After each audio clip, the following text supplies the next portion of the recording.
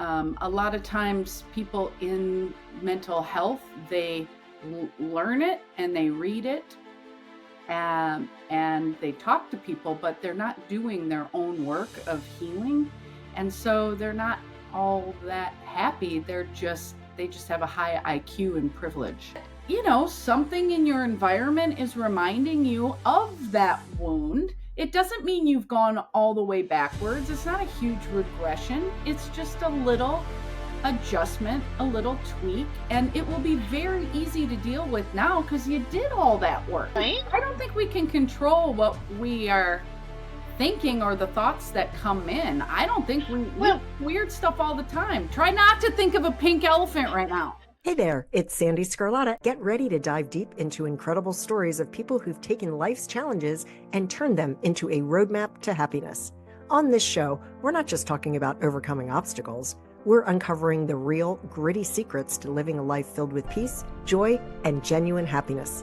This is Happiness Solved. So let's get started, because happiness is a choice, and the choice is yours.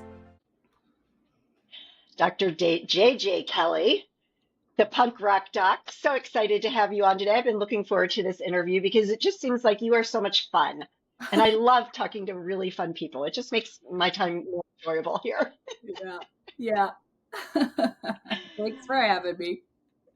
So tell us your backstory. How did you get to be the punk rock doc? Tell you my what story? You cut out a little there. Your story. Like, what is your, let me move my microphone closer to me. What is your story? Like, how did you become the punk rock doc? I know you talk about UnorthoDocs.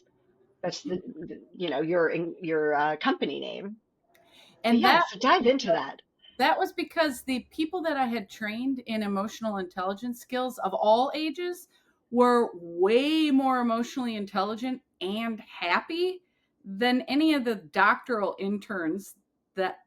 level interns that I had supervised, and many professionals as well. So I just call them docs. I don't like the doctor worship that goes on in the medical profession, and it's pretty patriarchal. And so I just started calling these young people docs because they're spreading the joy more than anybody I know. So why do you think that is? Why do you think that they have a different mentality than the older generation? Because they do the work. A lot of times people in mental health, they learn it and they read it, and they talk to people, but they're not doing their own work of healing. And so they're not all that happy. They just have a high IQ and privilege. Yeah, and they're able to, right now our school systems are just teaching students to memorize and regurgitate information instead of that critical thinking. Yeah. So that makes sense, right? Yeah. And I'm kind of surprised at that, JJ, because if you're talking to people all day, wouldn't you, when your own behaviors or triggers show up, wouldn't you think, oh, wait, I'm doing this too? That's what I thought when I entered the profession, yes, but that's not what I saw. That's not what you saw. Okay. Nope. And in my narcissism book, I talk about the rampant narcissism in psychology, among other professions. That's such a irony. I agree. I agree. I mean, aren't they the ones that are helping narcissists become not so narcissistic? You would think, once again. I remember being told explicitly when I was being supervised and coming up, don't tell the narcissist that they have narcissistic behavior. Don't use that word with them. And I was like, why the hell not? And they're like, because they'll fire you. And I'm like, I don't care. I don't care. I'm not gonna omit truth for a paycheck. That makes zero sense to me, and that doesn't align with my values at all. So Right. No, I'm not doing that. Well, and here's the thing. like, I mean, I actually was a psychology major, and I Mhm. made a choice that I didn't want to um, go into the field of psychology, and I chose to get certified as a life coach. Because and I did this right after I retired from being a U.S. national and international figure skating coach, and Oh, I just kind of like it's just a little, I don't want to deal with the narcissism or the eating, just all of those like let me take it, go to the professionals and deal with it, and then I'll take you from there, yeah, right. right? Yeah. Um, but like even like the other night, I was having a phone conversation with one of my girlfriends and who I just absolutely love more than anything in the world. And I said to her, I would be remiss as your friend if I didn't tell you that you're sitting in victim mentality right now. Mhm. And you have been for a very, very long time. And, just know I'm here for you, but I just want you, and she was like, oh, I know we've talked because talked about it before, and not everybody's ready to deal with it, but for me, I don't care if I love someone, I'm going to, or even if somebody's paying me for my expertise, I'm going to tell you my professional opinion. You hired me to trigger you, so let's do it. Right. And it's hard. Let me tell you, JJ, I've been working with a coach for about I just signed on for an additional 6 months. I generally only work with coaches for 1 year because I think that because I'm a coach and all coaches need to have a coach. And if you're hiring a coach that doesn't have a coach, then you may want to reconsider that because we always have to be evolving and learning and we're all flawed. And I will be working on myself until I take my last breath. Word. Right. Mhm. And I'm telling you, she is the first coach ever. And I've worked with probably well over 100 in the past 35 years. And she kicks my butt. And it is so, and there's times I sit there and we're on video and I'm like crossing my arms. She's like, I know you're upset right now. She goes, tell me F you, whatever you, because this is a clean podcast. And I'll sit there and I'll be like, F you. Right. But at the end of every session, she says, what was good, what was hard, and how are you going to celebrate? Mm. And every single session, I'm like, okay, you really pushed me again, but that was the bad part or the hard part, and that was the good part, right? Mhm. Yes. Because that's what I want. So if Yes. you're coming to somebody and you're paying somebody, take advantage of that. Yeah. I sat in a therapist's office for 10 years, nothing. I just sat and bitched and moaned for 10 years. This is what I'm saying. Yeah. Yeah. Hmm. And it wasn't until I went to a psychologist, not an LCSW, I went to a psychologist. I was Mhm. out the door in 6 months. Mhm. Yeah, because you're not supposed to be in therapy for decades. Right. Right. Can we talk about that? Yes, very Because it's much a so. problem, That was right? part of why I started the company.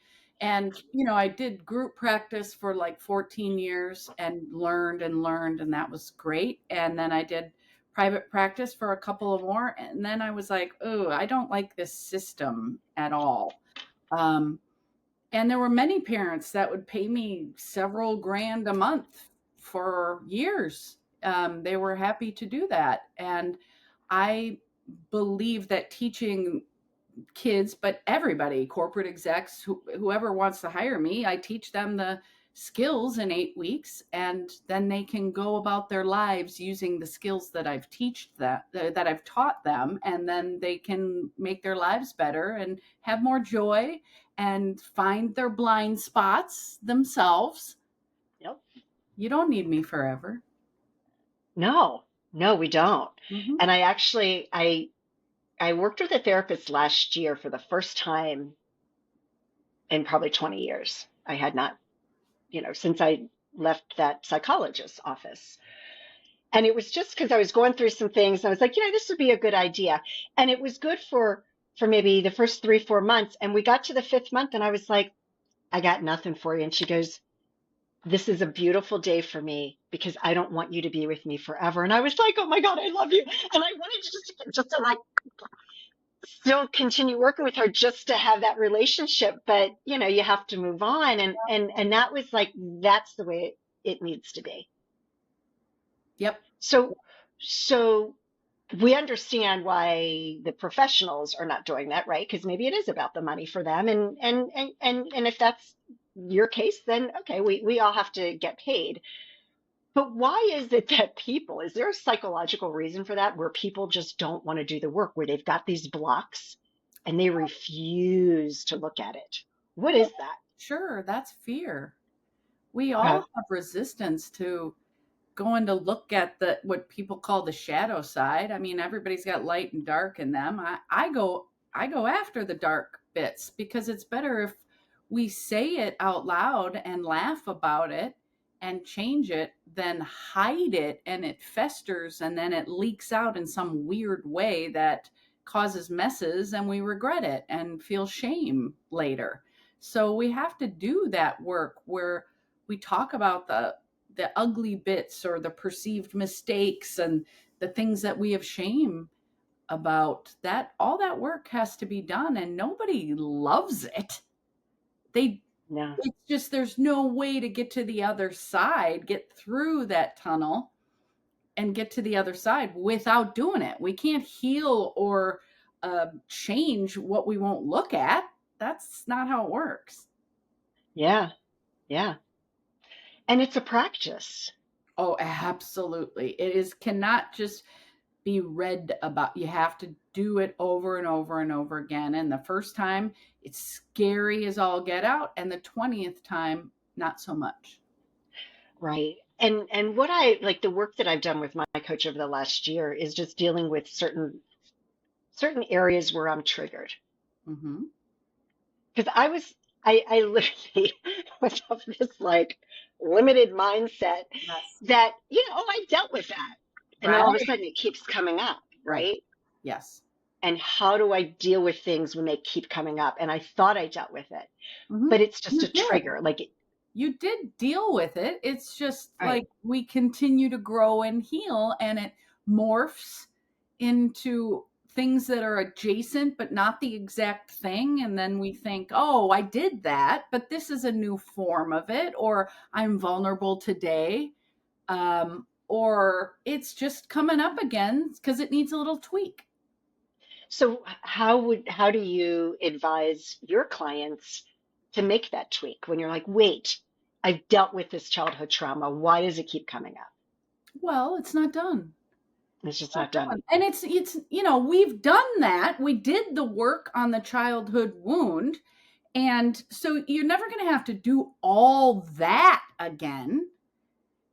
Yet, something in your environment is reminding you of that wound. It doesn't mean you've gone all the way backwards. It's not a huge regression. It's just a little adjustment, a little tweak, and it will be very easy to deal with now because you did all that work. But if you deny it, la la la, la la la, then it's going to grow and then you might actually regress if you are in denial about it. So let's just deal with it and laugh about how it's coming up again. This resistance, like, I already did that. Any sort of clinging to certainty Okay. is a red flag that we are scared of something, we're in denial about something. If it has a motor on it like that and it's charged, then it's not being dealt with effectively anyway. Right. So are there any ways that you can like, any simple steps that people can use? Um, and can you explain those a little bit? Definitely. I finally made my own emotions wheel and put it on the website because there's such garbage out there. I was telling people, well, go find one of those emotion wheels online, find a list of emotions, build your emotions vocabulary. But the ones that are out there have so many thoughts masquerading as feelings, and that's already a problem. I feel attacked. No, no, no. Attacked is not a feeling. Attacked is an assumption of my intentions that you're making that don't get to be confirmed unless I say, yes, I am attacking you. Oh, okay. So Right. I feel attacked is not on the wheel, because that's a thought. That is a perception. It's a judgment. It's an evaluation of my behavior. That's a thought, not a feeling. So I say, if you think I'm attacking you, how does it make you feel? And then we get into the wheel and we get into the vocabulary. Many genius level people think they have an emotions vocabulary. And then when I ask them what they're feeling, they say things like good or bad, which is so primitive. Stupid? Dude, I know your IQ. You're obviously not stupid. That's in the shame department. But you Right. haven't been taught emotional intelligence, and IQ does not translate to EQ at all. In fact, all those thoughts often get in the way of settling into the body and the emotions and the gut and all the things that are not encouraged. The being instead of doing in our society, but it's in the being that we learn these things about our emotions. A lot of times our stomach or our shoulders or our jaw will indicate to us where we might go on the wheel to figure out what we're feeling. And that's a practice too, just naming the feelings all day long. I tell people to print it out and put it on the fridge. Get the whole family involved. Right. How are you feeling today? I just feel stupid because I didn't do that test. What? No. If you think you failed the test, how does that make you feel? Right. We really have to separate that, because otherwise we just live up here and that we're a slave to our mind, and my God, the emotions generate the thoughts. We can't believe everything we think when we get a hit of fear. Some of that shit's crazy. We Yeah. don't want to treat it like it's fact. Oh my gosh. But it's okay that you thought the crazy stuff. It doesn't matter. It's just a thought. Just don't attach to it. Use your mindfulness skills to just watch the thoughts go by, observe the thoughts, and then ask yourself, what am I feeling that's generating all these thoughts? Oh, I'm mad. Yeah. So I'm trying to control things, or I'm like short with my answers. Why am I being like that? Oh, okay. And now you're building emotional intelligence through very simple practice. The concept is simple. It's just changing the behavior that takes some effort, but not as much effort as people think, and not as long as people worry it's going to be. Yeah. I mean, it's just those observations and recognizing that you are in control of your thoughts. Well, I don't agree with that. Really? I Okay. Can you don't think explain? I don't think we can control what we are thinking or the thoughts that come in. I don't think we Well, think weird stuff all the time. Try not to think of a pink elephant right now. Hurry, ready, I set, mean, go. right, right. Okay, let me rephrase that. Yeah, So we may not be in control of our thoughts, but we can control how we react to our thoughts. absolutely. We manage Okay, that all the that's a time. better way to say it. And that's emotional intelligence. And this is the thing too, right? Like I have to use language, because that's how we communicate. So the language and the tweaking of the words themselves becomes really important, because through that repetition we carve new neural pathways. And that is new change. That's new habits. That's the practice, is neurophysiologically going in and through repetition making new neural pathway. Love it, love it.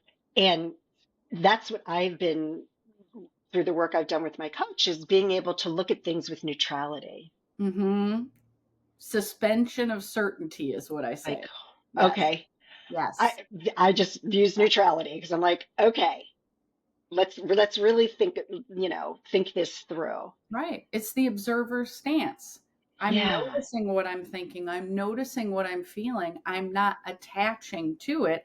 I need that distance from it so I can decide from a regulated place how I want to behave according to my values.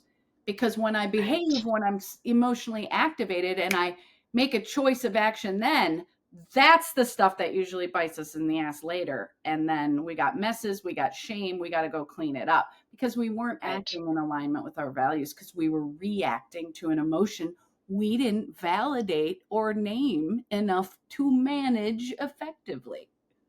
Yeah. Yeah. It's so interesting because when you take things like it peeling the layers of the onion, we've all heard that. Mm-hmm. And I'm telling you, folks, because I've been doing this work for over 35 years, and I'm still, you know, just this year, when I turned 59 years young, I'm learning about, oh, wow, yeah, I can look at that with neutrality instead of being reactive. Right. And it's not easy. And with practice, I've gotten better because I mean, I've shared this before. Everybody knows I'm an open book. I mean, historically, I definitely was a hothead without question, Me and too. I could be easily triggered. Sure. And I have the sweetest husband in the world who is just so patient. And he just sometimes and still, it's very, very few. Like even in the last 6 months, I can probably only count less than 5 times where I've actually like have been triggered and reacted Mm-hmm. without stopping, which Mm-hmm. is a huge improvement, right? Great. And this is an intimate relationship, and as we all know, those intimate relationships are the ones that can be the most, right? Family and intimate partnerships. Yes. Yes, you're going to react more with them because most people, like you, hothead, are you kidding me? Right? Because people don't live with me, they don't know me. Right. Right. But I mean, that's it. Just it is what it is, and I'm working on it. And but the thing is like it really is just peeling away those layers of the onion, and it's taken decades for me. Mm-hmm. Yeah. And when you Yeah, find something new about yourself as you get older, it's thrilling. It's funny. I mean, even the mistakes are hilarious. I'm teaching this for 20 years and then I find a mistake of mine when I teach the class. I mean, that's hilarious. But I don't have to be perfect. I don't have no, to. I get to have flaws. I get to have relative weaknesses. Like, whatever. Whatever. yeah, so can't take things too seriously, right? I think we need to and then we need not to. I work in dialectics, so everything's the Venn diagram, right? And looking for that middle Yep. ground, that integration. So, yeah, I mean, I take my work really seriously and we laugh a lot every meeting. So, Well, this is a good transition to talk about your book series. So okay. I'm looking on your website, you've got 4 books out, and it Well, looks I've like it's the got whole. 6 books out. Okay, well, I'm looking on your, unless is it not showing me the full? Hold on. Sometimes, yeah, I'm just seeing I'm going to call it your Holy Shit series. Yep, that's what I call it. Yep. And I'm like looking at these titles. I'm like, these are brilliant, and I love that you've really dialed into specific audiences. Hmm. So you have Holy Shit, My Kid is Cutting, the complete plan to stop self-harm, hugely invaluable. Holy Parenting Shit, manual. yeah, parenting manual. Holy Shit, I'm a Gifted Misfit. The young folks, FOLX, the young folks guide to unlock your superpowers. Yep, that's the emotional intelligence training one. Yep. And we are all gifted. Every human on the planet, there's something that we're gifted in. It Hmm. really, really is. And people say you're weird if you show your real self, and that's kind of a shame. That's the misfits in quote part. And boy, and I've just learned that I can't count. You have 5 books here, not 4. Um, the next one, which I could have used in a prior lifetime. Holy shit, I'm dealing with a narcissist. Navigating narcissism in the workplace and beyond. That's a Another, fun one. yeah. Okay, love this title. Holy shit, what do women want? The Young Gentleman's Guide to Creating Love and Partnership. That's the incel prevention and treatment one. Yep. What is it for? You said the Incels, incels. this growing this growing population of young men that are calling themselves involuntarily celibate. I call them basement boys, that are like playing video games all day long and hating on I know women. exact. I have a 24-year-old son, so I know exactly when you said that. I'm like, oh yeah, she's going there. Right. I mean, I can't entitle a book, Holy Shit, Am I Ever Going to Get Laid? No one's going to buy No. it. So, yeah, that's how I. Well, maybe you may get a lot of 12 and 13-year-olds trying to purchase them. All right, and last but not least, of the 5 books that I'm seeing on your website, and this is really important. Holy shit! So this is anger, a corporate guide to honesty. Hold on, I need a bigger print. A guide to honestly access and effectively manage explosion. Jeez, I can't read today. Effectively manage explosive and implosive anger without toxic positivity. I had to go to your larger version because my reading vision is so bad. Um, yeah, Yeah, yeah. that was a tough one to write. As and I can only imagine. the one after that, the shame is about shame. Um, both What like, is that one called? holy shit, is this so this is shame or something like that. Holy shit! So this is shame. Okay. Um, but both of those last two, were rough because, I do the problem and then the solution. But writing about the problem, writing about anger can piss you off. It can make you feel angry when you're writing it. And the shame is, there's so much driven by shame and it's so Oh hidden. my gosh. Those two are just sort of related. And I'm actually I'm pointing because I have these like, whiteboard sheets and just tons of post-its on it. That's my process for writing. It looks like a beautiful mind. You know what I mean? Right. I'm writing the loneliness book now as that epidemic grows. And that's funny coming after the shame book because much like shame, they don't talk about being lonely because it makes them feel shame and vulnerability, and it grows and grows as we don't connect, we divide. So I thought it was time for that one. Yeah, it's definitely time, and thank you for working on that because it's definitely a necessity. And yeah, and then if you're lonely and then you start feeling shame, you're just going into this vicious cycle that you're never going to get. You're like on that hamster wheel. Totally. Totally. Yep. I Oh, call it the treadmill to nowhere. yeah, Yeah. And it's set too high. you know? Yeah. So I don't, the topics come up just organically, right? Like I see things in the world that people don't seem to understand. And God, I really wish they did. And the skills that I teach work for everything, even if we don't agree. right, You're the expert on you, I'm the expert on the skills. So I'll listen right. and learn what I think you need. But, your values are different than mine. And that's totally okay. You just apply the skills according to your values, and I support you with that. So it's Yeah, the coolest thing ever. yeah. How do you help people figure out what their values are? We start with a list. Much like my writing process, it starts with a brain dump. Unedited, just write down everything you think. It's funny how people just nod when they're in front of me and then they go off on their own and they're like, what is even a value? I don't know what a value is. What does she want? Am I doing it wrong? The worry thoughts, right? Because we all have to be so perfect all the time. It doesn't matter.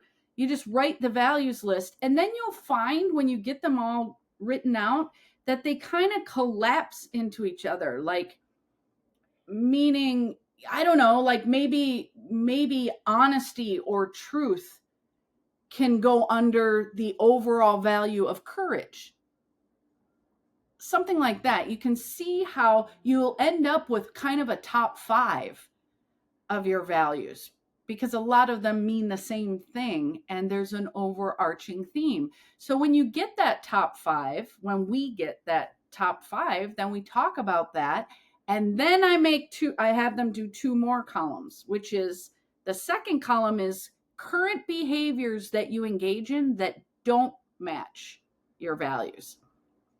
And then the third column is behaviors you can engage in instead that do match your values. So it's really, all these concepts are really simple. They're not really even new.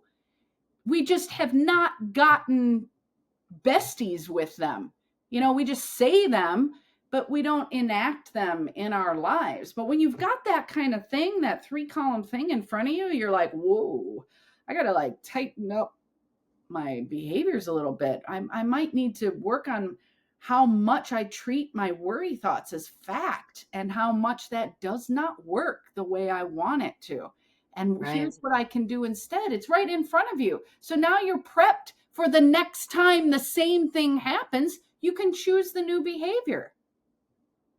Yeah. And then keep choosing it as you gather the data of how it works. Now I got buy-in. Now it's not just me saying something. You have your own data in your own life about how the skills work. Great. Off you go. Fly. Yeah. Yeah. And I find it so interesting, JJ, that so often, people they're happy, practicing their golf game, or for me, I play tennis, and I'm always, oh, when that happens, I do this. When that happens, I do this, right? Yes. And it's the same thing. Tweak. And people are so happy to embrace that constructive criticism, if you will, or the feedback. And yet when it comes to the space between our ears, oh, And our heart. and our heart, yes, Yeah. exactly. And our gut and our stomach That's too. right. We've got the Totally. three. Yeah. Yeah. Mm-hmm. All right. Well, when is this loneliness book expected to be Well, I finished? think it should be going into editing by Thanksgiving. So probably by the end of the year. I usually write in February, but this one just came early. So Because yeah, it's needed.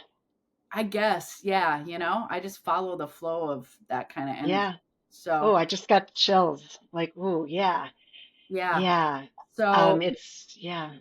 at probably end of the year, I would think it would be out. Yeah. Well, good. Well, good. So, folks, check out Dr. JJ Kelly's website, which is Dr. JJ Kelly. You'll also see that in the show notes. Check out her books. If any of those titles resonate with you or a loved one or an ex, send them a gift. Send them a gift. Uh-huh. Let's be Happy neutral here. Yeah. But yeah, because I tell you, it's sometimes it's the way you receive the message or the way you're seeing the message, and I think that your series will really resonate with so many people. So I thank you. Yeah. Yeah. Lastly, I Mhm. didn't hear your answer about, because we got off on a tangent. How Mm. did you become the punk rock duck? Well, punk has always been a part of my life. So, you ride Uh, the horse the way it's going. But anything, anything that's, against the grain, and for change and for the best for everyone, not just yourself, right. is punk. So the sort of counterculture of it all, but not just anti majority. You have to be pro what your beliefs are. It's not just anti everything. That's for teenagers. You do everything your parents say, and then you're a teenager, you do everything they don't say. And then as a young adult, you integrate some of the values that they taught you that you believe in, and now they're yours. And you slough off some of the stuff that hurt. Yeah, that's part of adulting.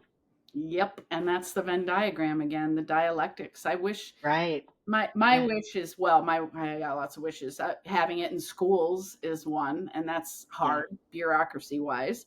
But people naming their thoughts and emotions, building their vocabulary. If people just were honest with themselves about that, that would change a lot in the world. Yeah. Oh, singing, preaching to the choir here. Yeah. I know I am. Yeah. Right. All right. JJ, it has been such a pleasure having you on today. Thank you so much. And folks, again, all of her information is in the show notes, so please check out her books and her website. And thank you, everyone, for joining today. And I hope that you and your family are happy and healthy and that your lives are filled with peace, joy, and happiness. Take care, everyone.